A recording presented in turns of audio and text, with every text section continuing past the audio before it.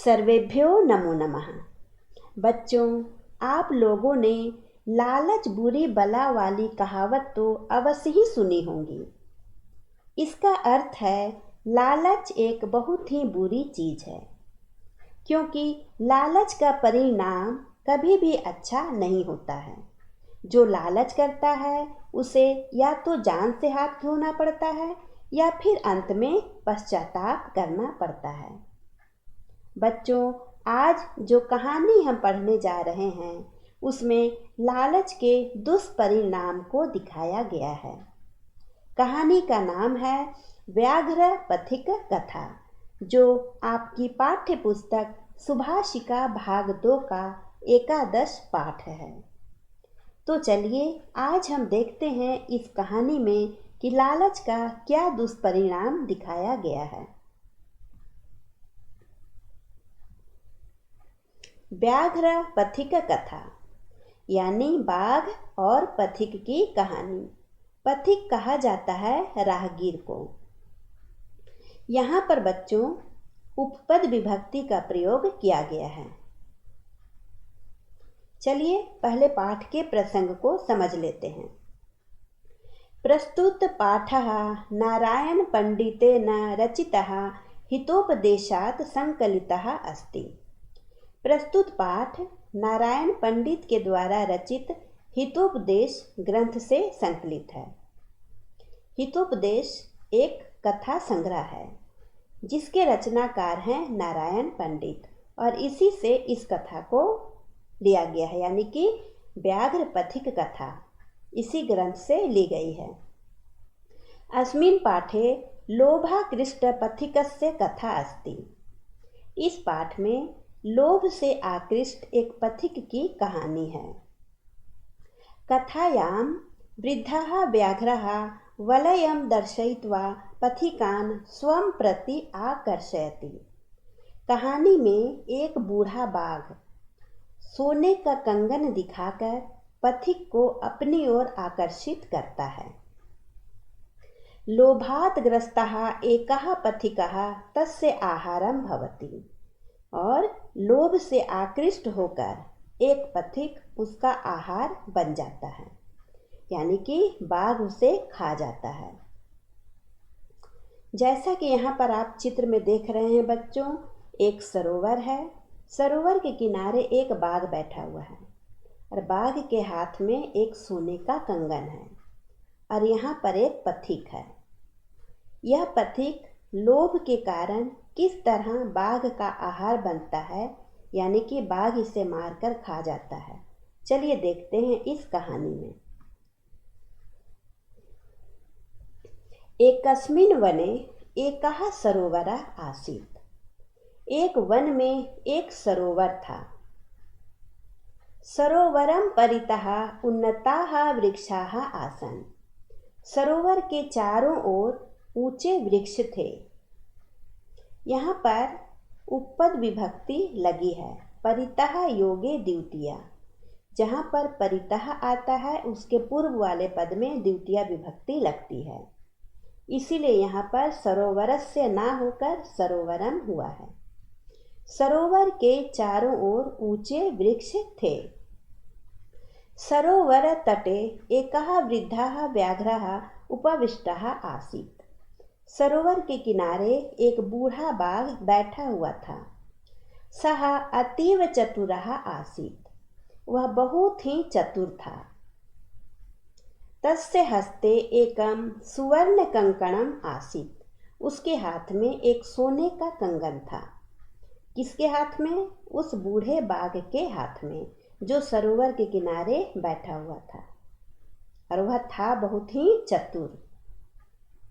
यदा कोऽपि सरोवरं प्रति गच्छति सः तं निवेदयति, शृणु रे पथिक, आगच्छ, अहम् एतत् सुवर्णकङ्कणं दातुम् इच्छामि, कोऽपि आगच्छ, नया एतत् सुवर्णकङ्कणम्। जो कोई भी सरोवर की ओर जाता था। सरोवरम प्रति, यहाँ पर भी उपपद विभक्ति लगी है, प्रति योगे द्वितीया। प्रति के पूर्व वाले पद में द्वितीया विभक्ति लगती है। तो यदा कोऽपि जब भी कोई सरोवर की ओर जाता है, सह तम निवेदयति वह बाघ उससे निवेदन करता है और कहता है, सुनो रे पथिक, आओ, आगच्छा, आओ, मैं यह सोने का कंगन देना चाहता हूँ। दातुम इच्छामि, धातु में तुमुन प्रत्यय है। कोऽपि आगच्छा, कोई भी आओ, और नया ले लो, एतत् सुवर्ण कंकणम, यह सोने का कंगन ले लो। इस तरह से वह सभी पथिकों से निवेदन करता था। जो कोई भी सरोवर की ओर जाता था उससे वह बाघ इसी तरह निवेदन करता था। ततः लोभाकृष्टः एकः पथिकः सरोवर तटम आगच्छत्। तब लोभ से आकृष्ट होकर एक पथिक सरोवर के किनारे आ जाता है। व्याघ्रः तस्मै तथैव न्यवेदयत्। बाघ ने उससे भी उसी तरह निवेदन किया जिस तरह से सबको करता था कि सुनो रे पथिक, आओ, यह सोने का कंगन ले लो। इसी तरह से उस पथिक से भी निवेदन किया। पथिकः दुरातेव करौ बध्वा तम अनमत अकथयच्च। पथिक ने दूर से ही दोनों हाथों को जोड़कर, करौ बध्वा, यहाँ पर त्वा प्रत्यय है, दोनों हाथों को जोड़कर उसे प्रणाम किया। तम अनमत, और कहा, अहम कंकणम तो इच्छामि किंतु व्याघ्रात् बिभेमि। मैं कंगन तो चाहता हूँ लेकिन बाघ से डरता हूँ। वह पथिक दोनों हाथों को जोड़कर पहले तो उसे प्रणाम करता है और फिर कहता है कि मैं कंगन तो चाहता हूँ, इच्छा में, किंतु व्याघ्रात् बिभेमि, लेकिन बाघ से मैं डरता हूँ। कथम मारात्मके त्वयि विश्वासः, तुम हिंसक पर कैसे विश्वास किया जाए। तब व्याघ्रः विनम्रता पूर्वकम अवदत्। तब बाघ ने विनम्रता पूर्वक कहा, सवा यौवन काले अहम अति दुर्वृतः आसम। अपने यौवन काल में मैं बहुत ही दुराचारी था। यानी कि जब मैं युवावस्था में था तब मैं बहुत दुराचारी था, दुर्वृत्तः। शतशः प्राणिनां वधम अकर्वम, मैंने सैकड़ों प्राणियों का वध किया। पाप कारणात् मम दाराः शावकाः च मृताः, और पाप के कारण से, मेरे पाप से मेरी पत्नी, मेरे बच्चे, सबकी मृत्यु हो गई। अधुना अहम त्यागशीलः दाता अस्मि, इस समय मैं त्यागशील दाता बन गया हूँ। वह कह रहा है कि जब मैं युवावस्था में था उस समय मैं बहुत ही दुराचारी था। मैंने सैकड़ों प्राणियों का वध किया और मेरे पाप के कारण मेरे बच्चे, मेरी पत्नी, सभी की मृत्यु हो गई। लेकिन इस समय अब मैं त्यागशील और दाता बन गया हूँ। इस तरह से वह कहता है। अहम दन्तैः हीनः नखैः हीनः पृष्ठेन कुब्जः च। फिर वह कहता है कि मैं दांतों से हीन, नखों से हीन और पीठ से कुबड़ा हो चुका हूँ। यानी कि मेरे दांत टूट गए हैं, मेरे नाखून झड़ गए हैं और मेरे पीठ भी कुबड़े हो गए हैं। अतः स्वपापानां प्रायश्चित्तं कर्तुम इच्छामि, इसलिए मैं अपने पापों का प्रायश्चित करना चाहता हूँ। कर्तुम में तुमुन प्रत्यय है। अलम चिंतया, चिंता करना बेकार है, यानी कि तुम चिंता मत करो, चिंता की कोई बात नहीं है। सरोवरे स्नात्वा गृहाण एतत् कंकणम, सरोवर में स्नान करके इस कंगन को ले लो। स्नात्वा, इसमें त्वा प्रत्यय है।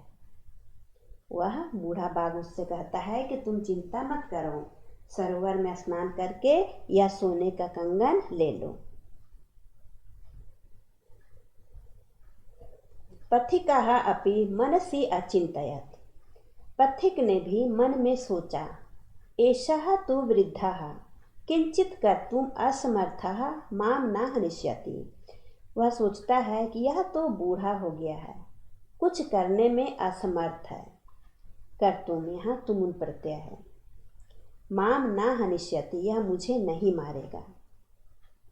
बाघ ने जब उसे विश्वास दिलाया कि मेरे तो नाखून भी झड़ गए हैं, मेरे तो दांत भी टूट गए हैं, अब मैं कुछ भी नहीं कर सकता हूँ।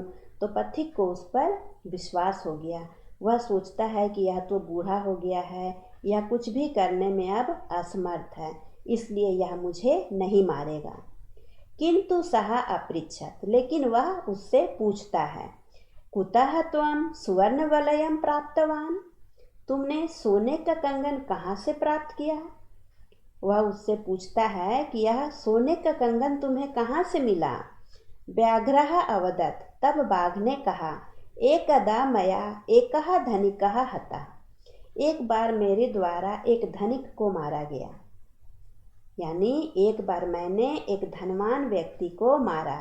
तस्य हस्ते एव एतत् सुवर्ण वलयम आसीत्, उसी के हाथ में यह सोने का कंगन था। पथिकः तस्मिन् विश्वासम अकरोत्, पथिक ने उस पर विश्वास कर लिया। व्याघ्रः अवदत्, बाघ ने कहा, स्नानं कृत्वा कंकणं गृहाण, स्नान करके कंगन ले लो। कृत्वा में त्वा प्रत्यय है। जब बाघ ने कहा, पूरी तरह से उसको विश्वास में लेकर कि लो अब तुम स्नान करके, तालाब में स्नान करके सोने का कंगन ले लो। फिर क्या हुआ? तथा जावत पथिकः लोभात् सरः स्नातुं प्राविशत् तावत् महापंके अपतत्। और उसके बाद जैसे ही वह पथिक लोभ से सरोवर में स्नान करने के लिए प्रवेश किया, स्नातु में हाँ तुमुन प्रत्यय है, वैसे ही वह महाकीचड़ में गिर गया। अपतत प्लायितुं च अक्षमः अभवत्, और भागने में भी वह असमर्थ हो गया। प्लायितुं में तुमुन प्रत्यय है। जब वह उस पर विश्वास करके वह पथिक जैसे ही स्नान करने के लिए सरोवर में गया, वह वहीं कीचड़ में गिर गया और उसी में फंस गया। भागने भी वहाँ से नहीं सका।